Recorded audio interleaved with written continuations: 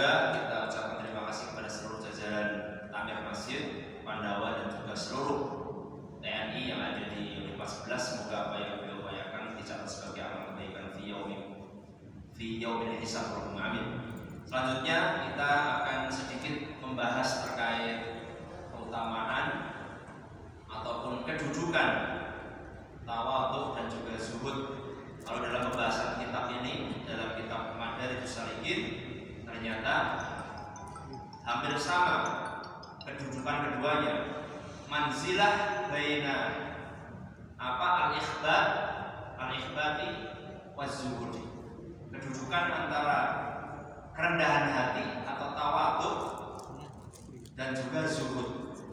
Jadi kalau kita melihat, saya bisa menerjemahkan itu adalah tawadhu, karena dalam beberapa penjelasan ulama di sini dikatakan al-ikhbatu menggunakan kha, taknya panjang, al-ikhbatu. Tentunya di sini bisa bermakna yaitu ada ketundukan, ketawaduan, kemudian rendah hati, dan juga ada beberapa penafsiran dari beberapa ulama yang insya Allah nanti kita akan kaji, yang tidak jauh beda dengan apa arti zuhud tadi. Manzilatu al-ikhbar, kedudukan daripada kerendahan hati, atau bisa kita ambil contoh ya tadi ketawaduan. Qala Allah Ta'ala wa basyiril mukhbitin, dan kabarkanlah kegembiraan atau berikanlah kabar gembira kepada siapa? Kepada orang-orang yang tawadhu atau yang rendah hati, tunduk patuh kepada Allah Subhanahu wa taala. Tsumma kashafa an ma'anihim faqala alladziina idza dzukirallahu wajilat qulubuhum was-sabirina 'ala ma asabahum wal muqim sholati wa mimma razaqnahum yunfiqun. Alladziina idza dzukirallah, yaitu orang-orang yang manakala disebutkan ayat-ayat Allah Subhanahu wa taala, wajilat qulubuhum, hatinya bergetar. Salah satu karakteristik hati seseorang itu tawadhu atau ikhbar, yang tentunya menjadi stasiun pertama seseorang itu mencapai satu derajat kekhusyuan, dia masuk pada derajat ikhbar dahulu. Alladzina idza dzukirallahu wajilat qulubuhum, bergetar hatinya dibacakan ayat Allah.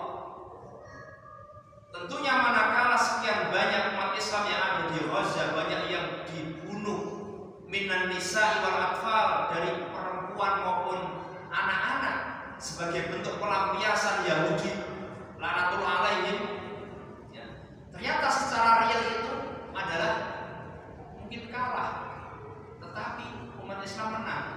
Berapa banyak dari negara Eropa yang mereka mulai mengkaji Al-Quran, mereka nggak paham apa Al-Quran, dan tatkala mereka juga membaca artinya, wajilat qulubuhum, banyak sekali yang masuk Islam. Mulailah mereka mengkaji Al-Quran, membaca, bukan karena informasi-informasi yang sudah dipropagandakan oleh media yang pro kepada Yahudi Zionis, tetapi mereka mulai belajar. Disitulah muncul wajilat qulubuhum, hati mereka bergetar. Dan kita tahu ya, Yahudi pun sebagaimana sekian banyak Allah khabarkan dalam Al-Quran, tidak akan pernah mereka itu rela dengan kita. Bahkan mukhashamah, permusuhan di antara mereka dengan kita itu nyata terang-terangan. Kemarin ada teman itu ya, namanya Ustaz Mufi Hanif Talib, dia itu ke Filastin, ya, ke Gaza. Jadi kalau menggunakan paspor, ya, karena Indonesia itu tidak punya hubungan diplomatik, maka tidak akan pernah dapat apa istilahnya itu stempel. Dan Arab Saudi pun kalau antum dengan umroh dari misalnya kok paketnya paket Aqsa, ya, nanti paspornya itu bukan stempel, tapi cuma dilabeli saja, dan mereka pun tahu. Kalau ketahuan paspor kita ada negara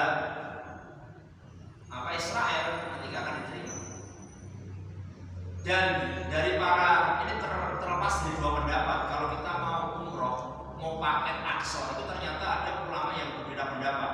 Ada yang melarang, ada yang memperbolehkan. Kenapa? Karena manakala kita paket Al-Aqsa, itu pasti nanti akan memberikan keuntungan kepada Israel. Karena masuknya ke Israel. Nanti ada checkpoint juga cuma satu dua, banyak. Teman tadi ya masuk itu ya checkpointnya sampai berkali-kali.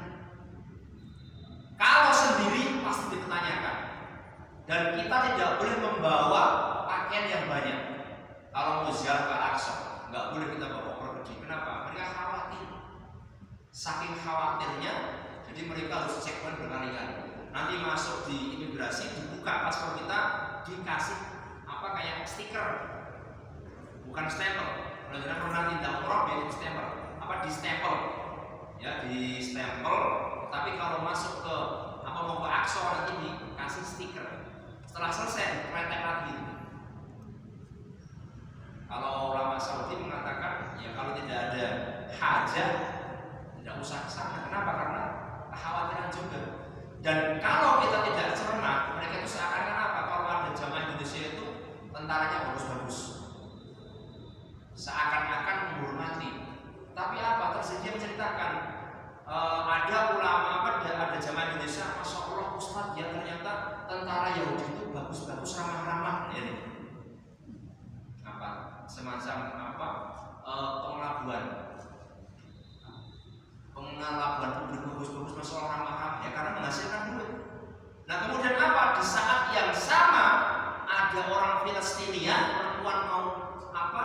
Sholat ke Masjid Aqsa, karena dia itu saking bersemangatnya, kemudian mendengar iqamah, ya, uqimatis sholat, terdengar iqamah, dan biasanya tentara itu mengatakan untuk lapor checkpoint. Ternyata wanita tadi apa? Tidak menghiraukan, karena semangat ingin menuju ke Aqsa. Ditegur oleh tentara, tidak menghiraukan. Akhirnya ditegur berkali-kali untuk apa?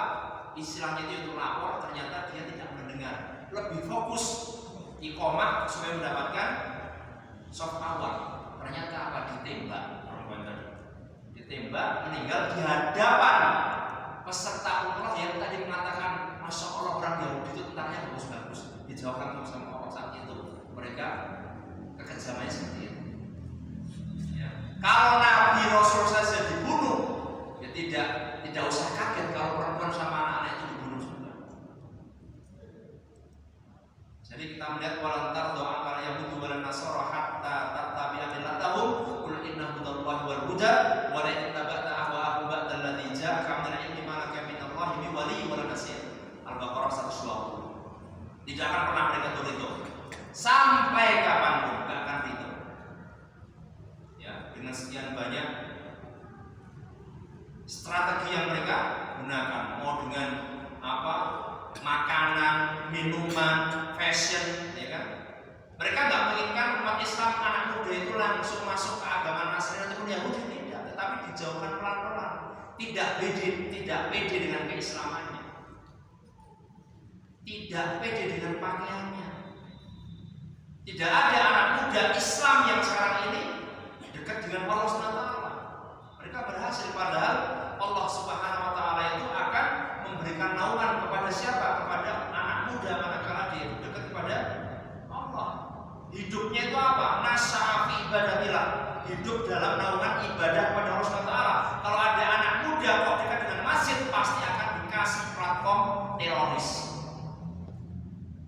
radikal, good looking, ya, anak-anak yang bagus, yang sholatnya masya Allah, diberikan platform sehingga orang tua khawatir nanti terjadi infiltrasi, kemudian ada apa, pembohongan dan sebagainya.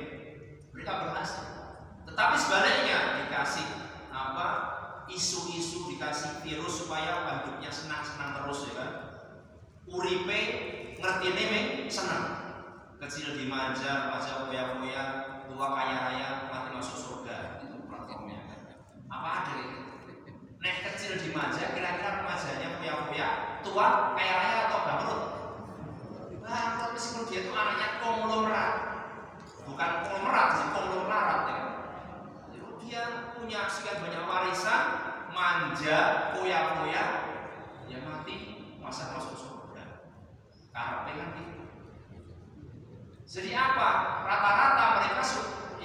sudah bau tanah yang mendekat kepada Allah SWT. Dan di sini alhamdulillah cak nongkrong melu ngaji, alhamdulillah ada generasi penerus. Orang yang situ kotor ya. Nah, kemudian di sini wazilat qulubuhum was-sabirina ala ma asabahum wa muqimis shalah, dan orang-orang yang sabar ala ma asabahum, atas apa yang mereka derita. Ini jangan bosan ya, kayaknya sudah bosan ini kan dengar di medsos apa Filistin boikot produk Yahudi. Anak saya tuh sekarang bingung, apa saya tuh kadang-kadang belanja mungkin setengah jam jadi 1 jam buat ini. Apa ini Yahudi nggak boleh, ini Israel nggak boleh. Padahal nggak sadar kan bisa mati. Oh ini kayaknya kemarin lihat di apa namanya anak kan, tahu dia Milo udah nggak suka ya, karena Unilever. Apakah kita akan konsisten komitmen untuk seperti itu? Ya? Ribet kayak gitu, ada apa-apa.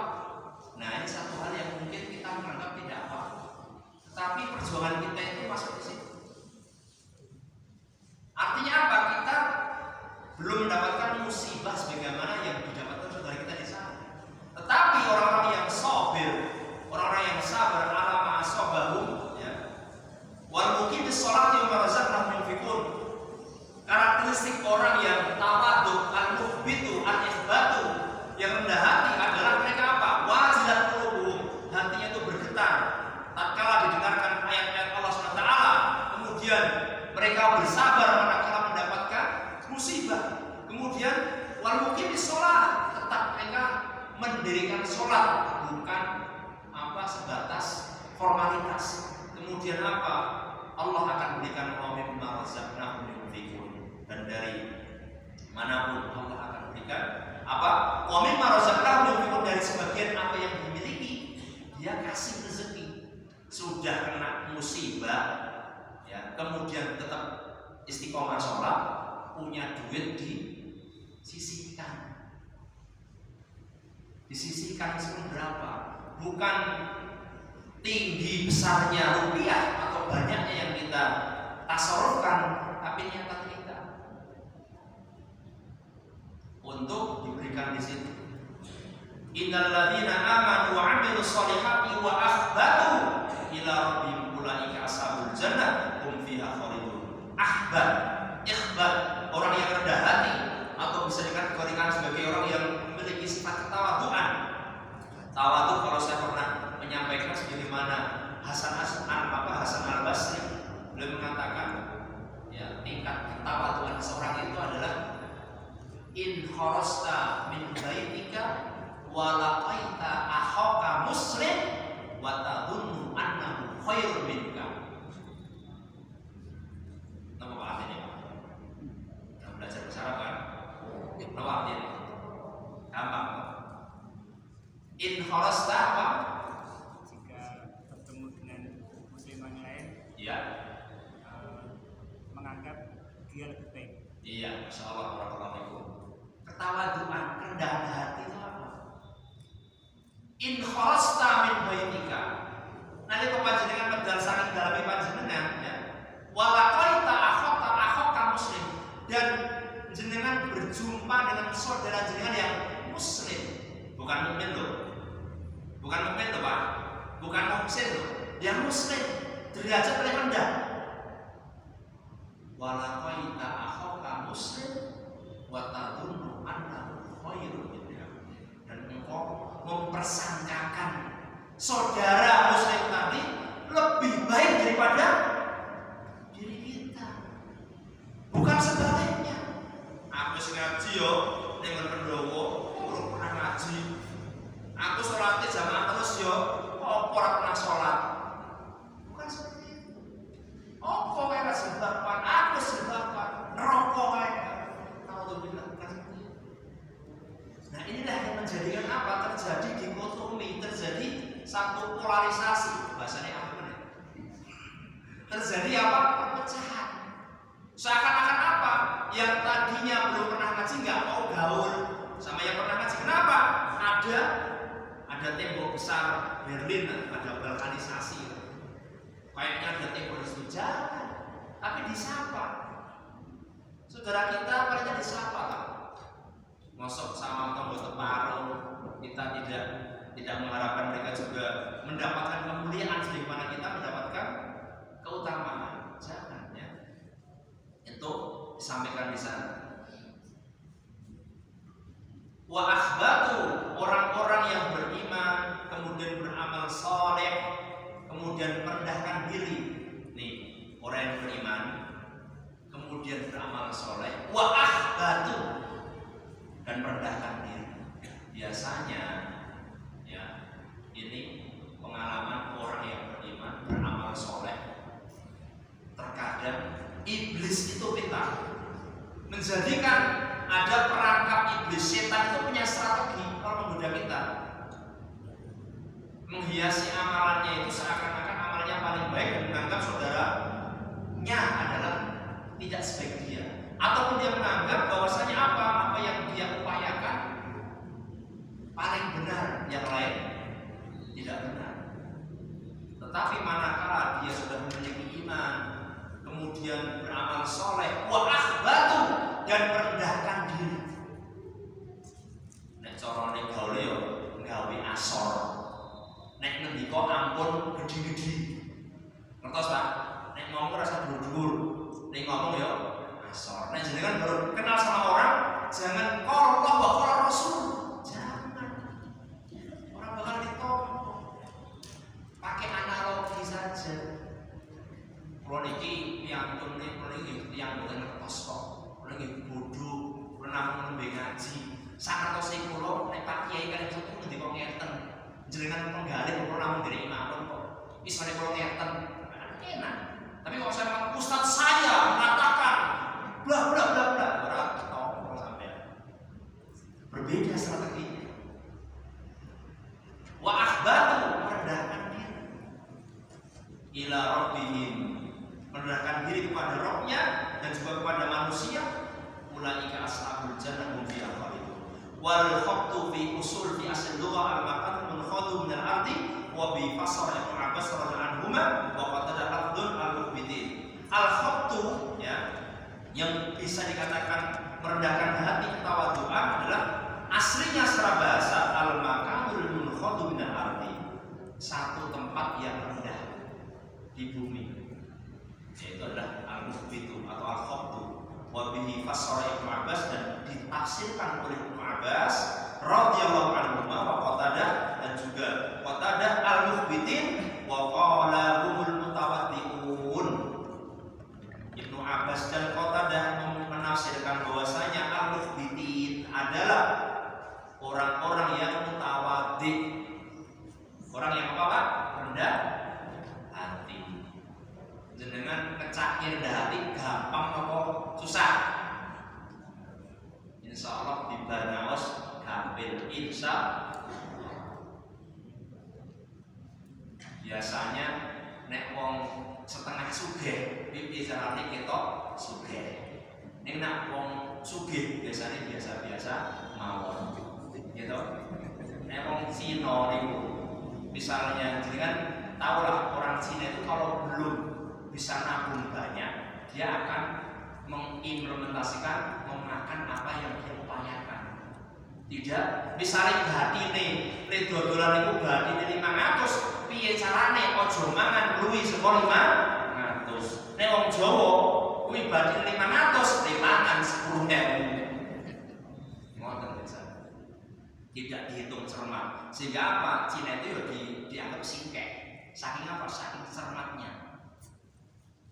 Saking cermatnya dalam menghitung, dan itu juga kita tiru dari sisi apa bisnisnya, bagaimana mengaplikasikan dari sifat kerendahan hati. Wal khabtu al makanul mutmain min al ardi, itu tempat juga yang tenang di bumi. Wa qala al akhfas al khasi'un, dan juga kata al akhfas al khabtu, yaitu kata tadi adalah masuk juga dalam kategori orang-orang yang khusyuk. Wa qala Ibrahim an-Nakhai al-musallun al-mukhlisun, dikatakan oleh Ibrahim an-Nakhai itu orang-orang yang sholat dan memiliki keikhlasan. Wa qala al-kalbi humur raqiqatu qulubihim, dikatakan oleh al-Kalbi, salah satu mufassir juga, hamba Allah yang hatinya itu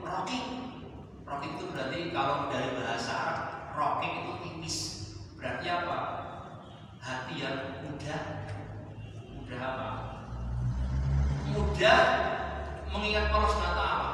Artinya hati yang tingkat resistensinya tinggi terhadap Allah SWT.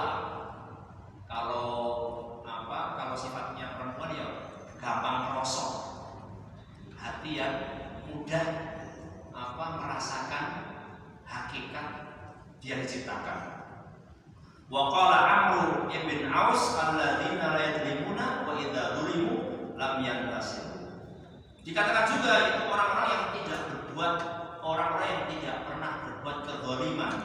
Wa idza dzulimu, dan manakala mereka itu dizalimi, orang yang mendzalimi itu tidak akan pernah menang dalam kezaliman. Ya, saya ulang lagi. Salah satu karakteristik orang yang mutawaddi adalah alladzina la yudlimun, tidak pernah berbuat zalim. Tetapi kalau dia dizalimi, wes kamu. Orang yang mendolimi tidak akan pernah dia itu menang. Tinggal titeni kapan titi mongsoni, ya kan? Saben-saben saben-saben kepemimpinan itu ada masanya. Ya, insya Allah 2024 ada masanya sendiri, ya. Februari jangan lupa ya. Artinya apa? Salah satu bentuk, saya tidak berkampanye, tetapi saya sampaikan gubernur, bupati, kemudian apa lagi? Saya tanya, gubernur, bupati itu jabatan struktur atau jabatan politis? Jabatan politis atau struktur? Lurah itu jabatan struktur atau politis? Kenapa? Harusnya struktur, tapi realitanya jenengan di desa, lurah itu kepala desa dipilih oleh atasan atau pilihan lurah. Berarti itu jabatan politis. Paling tingginya ASN adalah apa? Paling tingginya ASN adalah apa? Setda. Dure setda siapa? Ya bupati, ya gubernur. Makanya di situ kebijakan politis itu sangat menentukan. Kalau ternyata pemimpinnya itu tidak suka dengan istilahnya itu pengajian seperti ini, bisa nggak ditutup oleh bupati sama gubernur? Bisa nggak? Bisa. Di sini nih yang berikan izin politik atau struktural? Ayo, tanya dulu.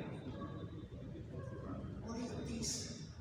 Selama sudah pegang sama ikhwan kita pasti bisa. Nek beda. Ayo, orang boleh papanen di. Itu makanya. Sehingga di sini anak-anak muda meskipun jenengan di pesantren tidak harus menjadi ustaz. Kok kayak ustaz raiso di pengajian itu kentekan papan panggonan ustaz kabeh. Enggak apa-apa. SD, SMP, SMA meskipun di pesantren bukan berarti Anda itu diminta oleh orang tua menjadi ustaz, tidak. Tapi apa? Punya basic ustaz, jadilah kolonel. Penentu si kolonel. Belum bintang ini menentukan kolonel sih, apalagi duit bintang. Ya kan? Duit bintang, cici loro telu papat. Alhamdulillah kan juga. Jadi pengusaha, ya kan? Ustaznya rambut gawe DKI apa kehidupan, menjadi apa? Polisi, apapun itu jabatannya atau pekerjaannya, yang penting kita mengutamakan amanah. Apakah jenengan sak menika ketika bekerja sesuai dengan impian Anda? Saya tanya, ayo, yang dulu misalnya SMP, SMA, kuliahnya itu misalnya kuliah teknik, kira-kira kerjanya apakah juga terkait dengan teknik? Malah jadi guru. Ayo saya tanya. Sing tadinya mungkin jurusannya itu sebagai ngambil FKIP jurusan biologi, pengennya jadi guru biologi, malah jadi operator bensin.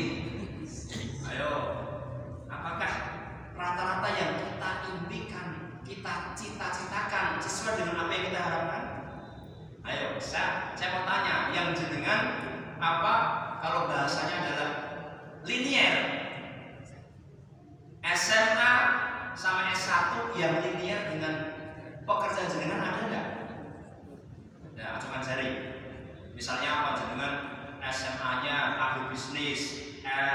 S1-nya ekonomi, kemudian jadi pebisnis, jadi konsultan ekonomi. Ya, ini rata-rata jadi bakul brand, kan? Ya kan? Saya tidak meremehkan, tapi saya pun juga sama. Saya itu jadi saya kepeksa. Ini gak kepeksa ya jadi terbiasa. Saya dulu basicnya bukan pendidikan, saya basicnya pertanian. Pertanian harusnya saya ke IPB, harusnya ke Jepang dulu, ketemu Shizuka sama Doraemon ya. Malah ini berbeda. Nah, ya pas sekalian, jadi di sini orang yang berbuat zalim itu tidak akan pernah dia itu mencapai kemenangan, tidak akan pernah dia menang. Meskipun realitanya dia menang, apapun itu bentuk zalim, tetapi orang yang punya rasa ketawaduan, merasa rendah diri, semoga. Meskipun apa, orang yang berbuat zalim itu boleh untuk membalasnya. Dalam surat Al-Hajj itu dikatakan, ya, ayatnya saya lupa. Orang yang terzalimi, ya, itu boleh membalas dengan kezaliman yang sama. Coba saya bukanya dulu.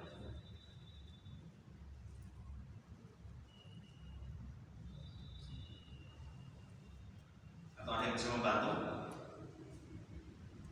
Jadi manakala kita dizalimi oleh saudara kita, ya kita tidak masalah untuk membalasnya.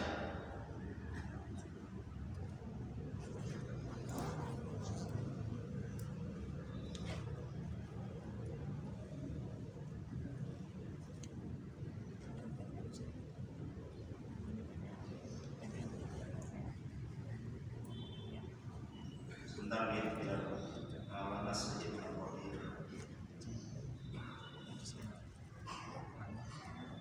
Ya. Dalam surat Al-Hajj 39, udzina lilladzina yuqatiluna bi annahum zulimu, diizinkan bagi orang-orang untuk memerangi manakala itu terzalimi. Wa innallaha ala nasrin laqadir, dan sesungguhnya pertolongan Allah itu berada bagi mereka. Artinya apa? Sebagaimana saudara kita di sana mengatakan ada Hamas, ada Fatah, ada ini, itu juga dianalogikan zaman kita lah, zaman Diponegoro, zamannya Hasanuddin, zaman Bandung sebagainya. Jadi mereka itu mempertahankan tanah kelahirannya. Kalau jenengan tiba-tiba dirampok, digedor, dirampok, kira-kira jenengan balas kalau mboten? Monggo pada sedaya mboten napa-napa kersane, monggo napa-napa saestu. Kayak gitu. Terus dibalas lah. Meskipun secara logika kita kalau membela kalah, perampoknya namanya perampok kan bukan mencuri, pasti terang-terangan. Perampok pasti bawa grup, bawa senjata. Kita nggak punya senjata. Kalau kita melawan pasti kita kalah. Tapi di sini yang paling penting adalah apa? Kita berada pada satu sikap membela diri. Kita tahu kalau kita bela harta kita bela anak istri kita, kehormatannya, kita kalah, kita bakal mati. Tapi apa? Tidak masalah. Kita syahid. Itu udzina lilladzina yuqatiluna bi annahum zulimu, ya, wa innallaha ala nasrin laqadir. Termasuk saudara kita di sana. Mereka itu lihat kalah secara kemampuan artileri, kemampuan alutsista itu kalah sama IDF. Apa IDF? Israel Defense Force. Tapi Indonesia sama Israel itu malah lebih tinggi kemampuan militernya. Israel itu peringkat di atas 20 kalau salah, Indonesia 14 atau 16. Malah kalau saya kemarin lihat di media itu banyak sekali tentara Yahudi itu diserang sama netizen Indonesia, termasuk paling ditakuti netizen Indonesia. Sekali ngomong ditakuti, kemudian dia ngomong, ya sudah, kalau kamu nggak terima saya akan jadikan Indonesia itu sasaran kedua Palestina. Dijawab, kami ini gabut, nggak punya tujuan hidup. Kalau kamu serang kita, tetaplah justru punya tujuan hidup, membela Islam, ya kan? Itu mereka katanya kan para netizen Indonesia kayak gitu. Nah, ikhwas sekalian, ketika kita melihat kita bela itu kalah, tapi kita berada pada satu sikap yang benar di situ. Wa hadhihi al-aqwalu taduru ala ma'nayni at-tawaddu was-sukunu ila Allah azza wa jalla wa lidzalika adibi ila tadamminan lima at-tumanina wal inabah bisukuni Allah.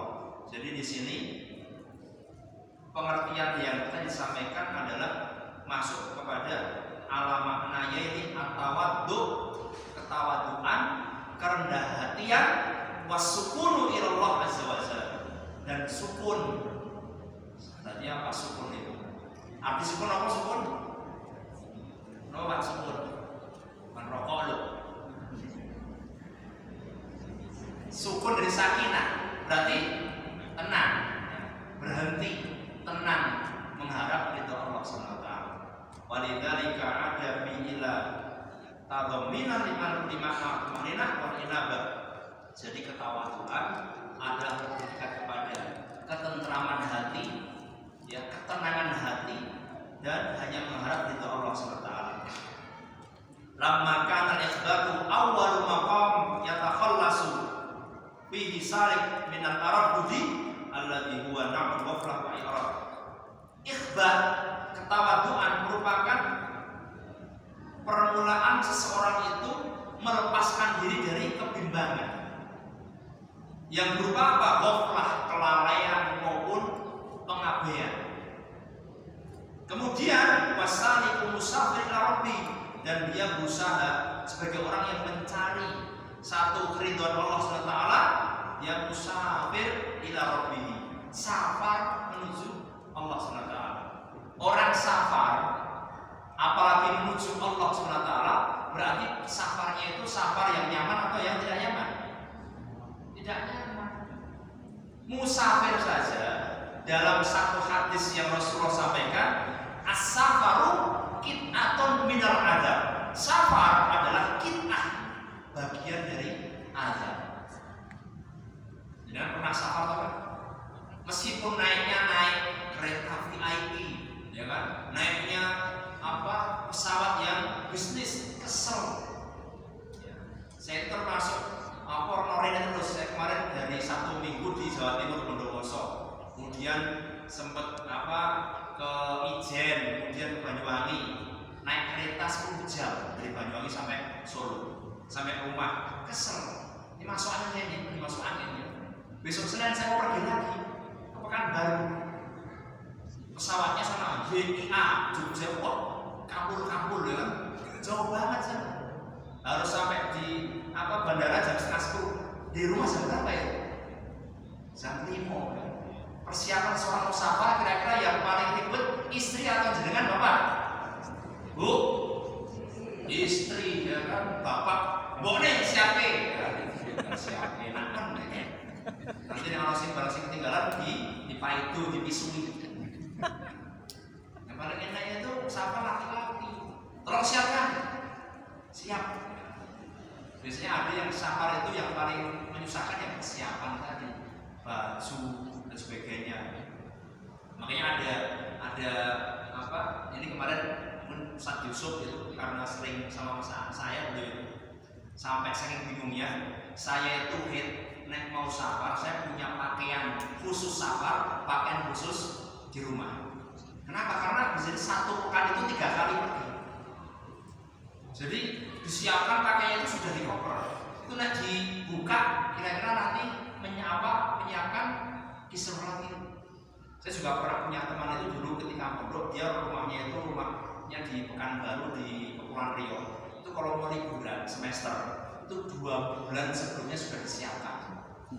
Di koper sih bajunya, berarti dia bawa pakaian apa? Ya pakaian cuma 2, ya gonta-ganti itu dipakai terus. Yang lainnya masuk di packing di koper. Saya tidak tahu dengan karakteristik yang langsung cepat menyiapkan barang atau bagaimana ya. Gubyuh kesusahan dalam menyiapkan. Jadi safar ilallah, kita safar, kita ini sedang safar. Kita tidak tahu kapan kita sampai. Safar itu masih panjang. Dan kita harus yakin, kita tentukan apa yang kita naiki itu menggunakan transportasi yang benar-benar sesuai yang diharapkan oleh Allah SWT. Kalaupun kita nanti meninggal ketika safar, kita niat safar apa ila rabbina, kita nanti akan husnul khotimah, akan mati syahid insyaallah. Wasaliku musafirun ila rabbi sa'iru ilaihi ala madda anfasu. Setiap nafas atau apapun yang dia upayakan, la yantahi masirahu ilaihi madda nafsu yusahibu, tidak akan pernah terhenti manakala nafas tetap menemaninya. Sabal usul ikhbatilahu bil ma'i al-aqbu alladhi yaridu al-musafiru ala dhamai wa hajatin fi awali manahili fayafihi mawriduhu fayazilu anhu khawatir taraddiduhu bi itmami safari aw rujuhu ila watanihi lima safatis safar. Jadi seseorang manakala mencapai pada satu tujuan safar, ya, saat itu pula dia akan mendapatkan kemuliaan. Dan safar kita ini, kalau kita melihat dari kehidupan manusia sampai nanti berada pada satu fase penentuan antara surga dan neraka, kita masih panjang. Dan pintunya untuk safar ke akhirat adalah kematian. Kematian itu sama, cuma modelnya itu ada yang dibunuh, ada yang kecelakaan, ada yang jatuh, ada yang di kamar mandi, ada yang tidur, ada yang sholat. Itu modelnya sama. Model, ya, mau pakai model yang indah atau model yang tidak indah. Tetapi esensinya, substansinya itu sama. Ada di sana sakaratul maut. Kemudian nanti akan masuk di makbaroh dengan kematian yang husnul khotimah atau su'ul khotimah. Dan kita tidak menjamin kita akan selamanya di dunia, sehingga apa yang kita upayakan untuk persiapan ba'dal maut. Kemudian selanjutnya kita lanjut ke zuhud, az-zuhdu, ya, manzilatu az-zuhdi. Allah Ta'ala ma indakum yanfadu wa ma indallahi baq. Apa yang ada pada diri kalian itu tidak akan lenyap, dan apa yang ada pada Allah Subhanahu wa Ta'ala akan kalah. Zuhud di sini, ya, kita sampaikan satu ayat dulu, ya, yang tentunya ayat tersebut berkaitan dengan karakteristik kezuhudan seseorang yang diibaratkan bahwasanya apa-apa yang di dunia itu tidak akan pernah langgeng. I'lamu annamal hayatud dunya la'ibun wa lahwun wa zinatun wa tafakhurun bainakum wa takathurun fil amwali wal aulad kama thali ghaithin a'jabal kuffar nabatuhu thumma yahiju fatarahu musfarran thumma yahiju thumma yakunu khutama wa fil akhirati adzabun shadidun wa maghfiratun minallahi wa ridwan wa mal hayatid dunya illa mata'ul ghurur. Dan tidaklah kehidupan dunia itu hanyalah kesenangan belaka. Mata'ul ghurur, kesenangan yang menipu. Saya terjemahkan, saya artikan, i'lamu, maka ketahuilah wahai saudaraku, annamal hayatud dunya, bahwasanya kehidupan dunia itu apa? Kehidupan dunia itu diklasifikasikan atau bahkan diperspektifkan, digambarkan oleh Allah SWT la'ibun wa lahwun, cuma bermain-main dan satu keadaan yang sia-sia. Wazinatun wa tafakhurun, dan berhias-perhiasan wa tafakhurun dan berbangga-banggaan di antara kalian, wa takathurun dan berbanyak-banyakan di antara kalian, fil amwal dari harta benda dan juga anak. Kama thali ghaithin a'jabal kufar, diperumpamakan sebagaimana ya tanaman yang memberikan kebanggaan bagi petaninya. Artinya tumbuh masya Allah bisa panen. Nabatuhu, panen, sudah kelihatan mau panen, padinya panen, thumma yahiju, kemudian kering. Ya, setelah panen kemudian kering. Fatarahu musfarra, kemudian petani melihat musfarra, menguning. Thumma yakunu khotoma, kemudian menjadi hancur. Wa fil akhirati adzabun sadid, dan di akhirat itu akan ada azab yang pedih. Wa maghfiratun, dan juga ada maghfirah, ada azab yang pedih, ada ampunan Allah Subhanahu wa taala. Wa ridwanun minallah wa mal hayatud dunya illa mata'ul ghurur. Dan tidaklah kehidupan dunia itu adalah mata kesenangan yang menipu. Jadi Allah sekalian, kawan jangan cermati kita itu. Sekarang ini 24 jam itu rasanya cepat atau lama? Cepat banget. 1 bulan itu rasanya seperti 1 pekan.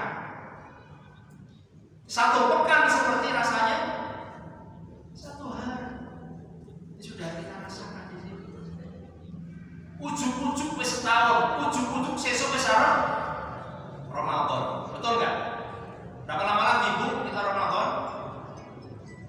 3-4 bulan lagi. Ujuk-ujuk. Ini kita tidak merasakan, termasuk nanti Dajjal datang pun seperti itu. 1 bulan seperti apa? 1 pekan seperti 1 hari. Lamanya kan. Kalau kita sekarang merasakan, kalau kita tidak sadari kita itu berada dalam 1 hari. Konsistensi waktunya itu ternyata cepat. Meskipun sama-sama 60 menit 1 jam, tetapi cepat sekali. Jangan merasakan betul. Begitu cepatnya hari itu berlalu. Kemudian di sini apa yang bisa kita upayakan dalam mengisi hari ini tadi? Sehingga ikhwatul iman terkait dengan kezuhudan disebutkan dalam kitab Kamus Jamul Wasit, ya, zahida fihi anhu wa anhu yazhadu zuhdan wa zahadatan, yaitu seseorang yang melakukan zuhud ya, atau zahid atau zahadah, artinya dia itu berpaling darinya dan wayat seruku wayuh biru ad-dunya, seseorang yang berpaling darinya dan meninggalkan karena dia, yaitu apapun, karena dia sudah mengambil karakteristik zuhud, maka dia meninggalkan. Zahada anhu berarti dia meremehkan sesuatu, meninggalkan sesuatu. Kalau dikatakan oleh Imam Ibnu Qudamah al-Maqdisi rahimahullahu taala, zuhud adalah istilahnya berpalingnya atau apa? Berpalingnya seseorang menuju yang lain yang lebih baik darinya. Sarfu rajuli min qablihi illa sarfin akhar khairun min qabli. Berpalingnya seseorang menuju sesuatu yang lebih baik. Kalau dikaitkan dengan kezuhudan yang biasa adalah dia itu memalingkan tujuan dia kepada akhirat dan meninggalkan dunia. Tapi apakah sebagaimana kita lihat orang yang zuhud itu kemudian pakaiannya compang-camping, bolong, tembelan rokok ini seperti itu, kemudian tidak mau rumah, yang penting rumahnya itu gedeng, yang penting rumahnya tanahnya apa, lantainya tanah, apakah seperti itu? Tidak juga. Kenapa? Karena nanti ada kaitannya dengan at-tawadhu atau mutawaddi. Tujuan meninggalkan dunia bagi orang zuhud adalah meraih kebaikan akhirat. Laisa faqat apa laisa lahu an amal, atau tidak hanya dia itu menganggur. Namanya orang yang kemudian orang kerja. Kenapa nggak kerja? Saya nggak perlu dunia, saya pengen sholat saja. Nah, terus gimana anakmu? Saya serahkan pada Allah SWT. Dungo terus ya kan? Ya nggak seperti itu. Muhawalah, berusaha supaya Allah berikan sebagaimana hadisnya burung ya kan? Lau tawakkaltum 'alallahi haqqa tawakkuli la razaqtum kama razaqat tayr tahdur imasan wa taruhu bitonan au kama qala. Jadi kita harus tawakal, harus berusaha sebagaimana apa burung. Tawakalnya kita ini diumpamakan oleh Rasulullah itu harus mencontoh burung. Sebagaimana apa? Lau tawakkaltum haqqa tawakkuli. Kalau engkau ingin bertawakal dengan sesungguhnya tawakal, maka contohlah burung tadi. Tardu himason, wataruhu bitonan. Pagi dia pergi, ya tinggal susok, mabur kesana kemari, golek rezeki. Bali-bali wetenge wareg. Kira-kira wong sing ndonga ning masjid badha subuh nganti subuh meneh. Kira-kira wareg atau luwe wetenge? Wah, marah toh kan dikasih sama takmir nasi. Iya, sering 2-3 dikasih, habis itu diusir dendam. Tidak seperti itu. Harusnya kita berusaha. Allah SWT itu akan melihat hambanya yang berusaha. Makanya ada Rabbana atina fid dunya hasanah wa fil akhirati hasanah wa qina adzabannar. Ada kesetaraan. Ya Allah, karuniakanlah pada kami apa? Kebaikan di dunia, kebaikan di akhirat. Ibnu Rajab Al-Hambali rahimahullah taala wal maksudu az-zuhdu minad dunya at-takhallu al-qalb min sughri ad-dunya. Ibnu Rajab Al-Hambali mengatakan zuhud itu adalah seseorang meninggalkan dunia dan mengosongkan hatinya dari hiruk pikuk keduniawian. Nah, sekarang yang perlu kita cermati, ketawaduan, kemudian kezuhudan itu yang biasanya disalah persepsikan itu adalah contoh seperti ini, meninggalkan dunia sama sekali. Tarku dunia kuliah, meninggalkan dunia sama sekali. Saya itu pernah punya teman, ya, mungkin dia semangat ngaji sampai putranya itu tidak disekolahkan. Sekarang sudah umur SMA, mau ikut kejar paket tetap tidak bisa. Pengennya apa? Kejar paket C, ya, tahu-tahu bayar, kemudian apa? Harus masuk di kelas 1 SMA. Padahal dia tidak pernah ada rapat pembelajaran. Belum pernah tanya kenapa nggak disekolahkan minimal kejar paket? Tidak apa-apa, serah penting ijazah untuknya, sepenting akhirat. Ternyata kemarin dia baru saat nyuntulung dicarikan kejar paket C yang tiba-tiba langsung bisa kelas 3 SMA. Punya rapot enggak? Enggak ada. Berarti umurnya anak itu 17 tahun, dia harus mengamali lagi untuk kejar paket A SD. Berarti kalau mencapai sampai derajat kejar paket C berapa tahun itu? 6 tambah 6 kita 12 tahun lagi. Kalaupun dia tidak belajar, tetapi fase rentang waktu itu dalam hitungan pemerintah dihitung setahun kelas 1 berarti umur 12 tahun, setahun kelas 10 umur 11 tahun, berarti 17 tambah 12 kita berapa? 17 tambah 12 kita 27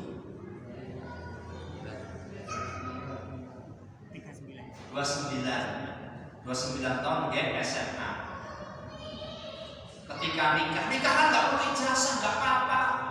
Kira-kira jenengan ketika nomor calon mantu orang duwe ijazah ditomor nomor. Yang penting kan akhiratnya usah. Hafal Quran kalau nopo punya ijazah SMA milih putih. Indonesia ya ijazah SMA pasti kali hafal Quran. Kon milih komen loro-loro nih. Kalau ada apa jebolan santri dia hafal Quran, akhlaknya bagus, tapi dia tidak punya ijazah. Umurnya 12 tahun. Yang satu itu dua ijazah, kemudian dia sudah punya kerjaan tetap, bawa mobil di sisi bawa sepeda. Dengan kira-kira nomor putih bu. Nah,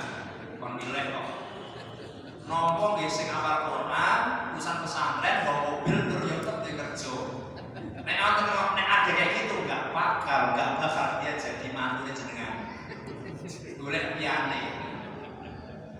Nah, jadi di sini kita ketahui apa meninggalkan dunia sama sekali tidak diperkenankan, ya kan? Ibnu Jauzi pernah mengatakan, ya, orang itu terkadang itu tercela kalau terlalu apa mencari dunia. Saya pernah di sini menanyakan jenengan badi milih menjadi orang fakir miskin yang sabar atau kaya tapi dermawan, pilih mana? Kalau Allah berikan pilihan mau memilih orang miskin yang sabar atau orang kaya yang dermawan, pilih mana? Mau pilih loro nih. Kaya ya, kaya yang dermawan. Meskipun nanti hisabnya akal, tapi kan kita gunakan untuk kedermawanan. Umat Islam itu perlu yang kaya raya, orang kismin, ya. Harus punya kemampuan finansial yang kuat. Di sini juga dunia itu penting. Kenapa kita kalau misalnya jenengan nopo sholat ibadah, kira-kira kalau meleleh putranya belum dikasih makan, sholatnya khusyuk atau mboten Bu? Enggak khusyuk. Baru Allahu Akbar ini anaknya ngeleh, ya kan?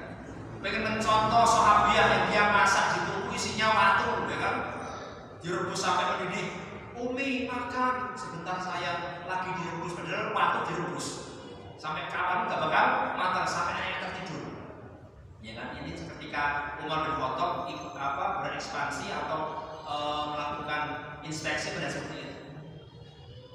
Mungkin kita kuat, Pak, jenengan kuat. Kita ini kan generasi kolonial, sekarang generasi Z, strawberry. Mungkin kita kuat, safar kesana kemari, orang usah nginep di hotel, turun di hotel syariah, masjid apa-apa, hotel Nusantara, nih pom bensin nggak apa-apa. Ini kira-kira anak kita itu mampu nggak? Kita mungkin makan nasi jagung, nggak apa-apa, nggak makan nggak apa-apa. Kira-kira anak kita mampu nggak? Belum tentu mampu. Bukan karena kita nggak mampu mendidik loh, tapi karena perkembangan zaman kita. Kita mungkin dulu turu sare jenengan kalau pakai tikar, tahu-tahu wudu ada cap tikar, ya kan? Di sini apa ada capnya, sampai pegel-pegel. Kira-kira putranya jenengan itu mau nggak tilem sare beralaskan tikar, mau nggak? Saya tanya. Nggak mau. Kalau betul nggak mau, tolong carikan ini karpet yang agak tebal duit soko, ya. Itu kan berbeda kita.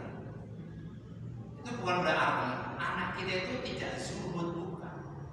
Tapi masing-masing generasi itu punya masanya. Kemudian meninggalkan hal-hal yang mubah. Wa kana zuhdu atau dikatakan zuhdu apa? Yatruku al-mubahat. Seakan-akan meninggalkan yang mubah. Semua yang mubah tinggalkan.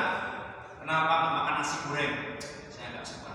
Saya pengen nggak makan. Mubah. Atau hal yang lain misalnya. Hal-hal yang mubah itu banyak sekali kan ya. Lebih pengen tahanus atau berkhulwat kepada Allah Subhanahu wa taala. Tapi dia sesuatu yang mubah dilakukan itu boleh, tapi dia cenderung meninggalkan. Tetapi di sini harus kita pahami bahwa saya tidak seperti itu indikatornya. Atau apa? Zuhud min haitsu lahiriah atau min haitsu ad-dhahri. Zuhud dari lahiriahnya saja.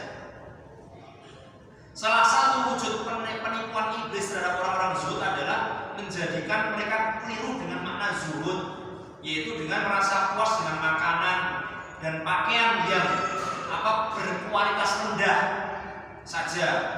Makannya seperti ya tadi kualitas rendah. Dikasih makanan orang kasih nggak apa-apa. Nggak punya kualitas padahal apa? Innallaha jamil wa yuhibbu al-jamal. Atau dikatakan innallaha apa? Sebenarnya Allah itu menyukai yang indah-indah. Wa yuhibbul mutatahhirin, dan menyukai yang suci. Kita pun makan harus punya kualitas. Jangan anggur dahar saja. Tetapi kalau dia hanya berkualitas rendah, maka mereka berusaha untuk menerima yang demikian secara doyan. Pakaiannya biasa. Saya nggak mengatakan harus bermerek ya, jadi kan insya Allah punya pakaian yang sudah layak, tapi seakan-akan pakaiannya itu tidak pernah dicuci, kemudian bolong sana sini, pakaian turu di sholat, ya kan? Pakaian kerja di sholat, ada nggak di sini? Insya Allah nggak ada. Paling tidak kita punya pakaian khusus, pakaian kebesaran yang kita pakai menghadap Allah SWT. Jangan kaos oblong tinggu kerja, tinggu turu, tinggu sholat. Jangan. Kemudian dikatakan di sini dalam satu cerita juga atau anggapan zuhud sebagaimana orang-orang sufi, yaitu bukan dari agama Islam, dan Rasulullah pun mengatakan bahwasanya apa? Rasulullah pernah mengatakan ma'akala ahadun ta'aman qatun khairan min an ya'kula min amali yadihi wa inna nabiyallah Dawud alaihissalam kana ya'kulu min amali yadihi. Jadi tidaklah seorang itu memakan makanan yang lebih baik daripada yang dia makan dari hasil jerih payah dia. Dan Daud alaihissalam pun dia makan dari hasil kerja sendiri. Artinya apa? Orang yang zuhud itu seakan-akan tidak usah kerja, menerima pemberian orang. Kalau dia ada yang memberi ya dia terima. Tetapi Rasulullah bersabda, kita itu lebih mulia memakan makanan atas jerih payah sendiri, mau apapun itu pekerjaannya. Kadang orangnya tatoan, kekar tapi jalur. Ada nggak? Hanya kan itu. Kalau kita punya kemampuan, bismillah kita kerja. Kemudian zuhud itu adalah apa? Misalnya contoh meninggalkan pernikahan, ini tidak diperkenankan. Kenapa? Karena Rasulullah itu mengatakan dalam hadisnya, amma wallahi inilah aksakum atqakum lahu, wahai hambaku, wahai umatku, inilah aksakum, aku ini adalah seseorang nabi yang paling takut pada Allah SWT, wa atqakum, dan aku adalah hamba Allah yang paling takwa pada Allah SWT, wa inni lakinni asum wa uftir, aku itu juga berpuasa dan berbuka. Orang poso terus, orang yang zuhudnya poso terus, tidak. Ini asum wa uftir wa usolli wa arbut, aku sholat dan aku juga istirahat. Wa atazawwaju an-nisaa faman raghiba an sunnati falaysa minni. Jadi zuhud itu bukan kok sholat terus, tidak, tapi juga ada waktunya tidur, tidak puasa terus, ada waktunya berbuka, dan juga menikah. Kadang disalahpahami orang yang zuhud adalah tidak menikah. Di sini ada yang belum menikah, ada yang banyak yang belum menikah. Belum mangsani itu haram ya, haram untuk menikah. Belum mangsani, menikah itu ada wajib, ada sunnah, ada mubah, ada haram. Kalau jenengan Pak mubah nikah lagi maksudnya, itu malah haram ya. Kalau sudah cah anak umurnya 30 luwih wajib. Kenapa nek wis 40 tahun orang mikir nikah, orang bakalan arep nikah karena sudah gak kepikiran, sudah nyaman hidup sendiri. Ya. Demikian Bapak sekalian yang disampaikan sampai sini. Cukup ya. Biasanya diingatkan, tapi saya ingat sendiri ya. Wallahu a'lam bishawab. Apa yang telah kita sampaikan semoga memberikan manfaat kepada panjenengan, dan tentunya apa-apa yang telah disampaikan ada hal yang kurang berkenan, kami mohon maaf yang sebesar-besarnya. Sementara kami tutup, kalau ada pertanyaan insyaallah kita diskusikan bersama. Wallahu a'lam bishawab. Kami kembalikan kepada pembahasan.